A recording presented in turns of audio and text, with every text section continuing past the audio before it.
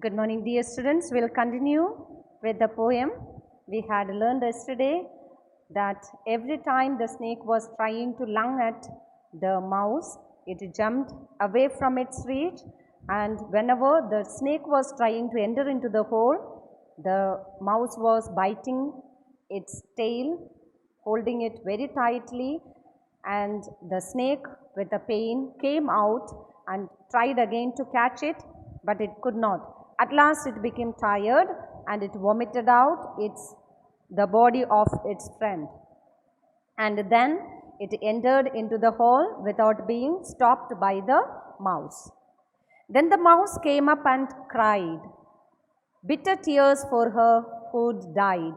So the mouse came to the dead body of her friend and started crying for the friend who died.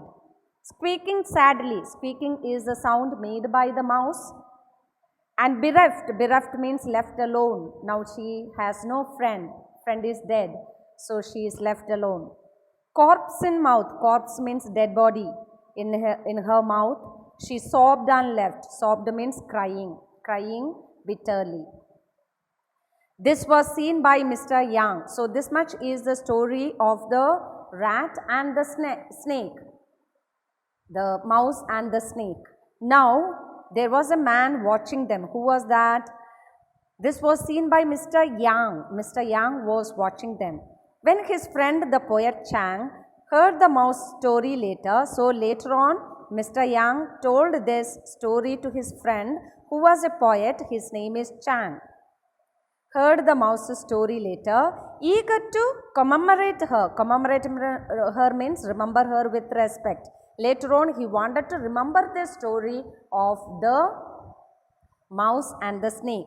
He composed The Faithful Mouse. So, he composed a poem named The Faithful Mouse. So, Mr. Yang, when he saw all the story of the snake and the mouse, told the story to his friend who is a poet Chang. He later on, in order to remember the story of this mouse, he wrote a poem called The Faithful Mouse. Wherein elegiac meter, elegy is a poem written for crying over a person who is dead. Okay, elegy is a poem written for the person who is dead. So he wrote this poem in an elegiac meter. He extols the snake defeater. Extols means praises. He praises the snake defeater. Who is the snake defeater here? The mouse. And in couplets, sad and stoic. Couplets means in the couplet form. A, B, B. Rhyme scheme will be A, B, B. That is a couplet form. So he wrote the poem in a couplet form, but it is expressing the sadness. And stoic. Stoic means a person who suffers without complaining.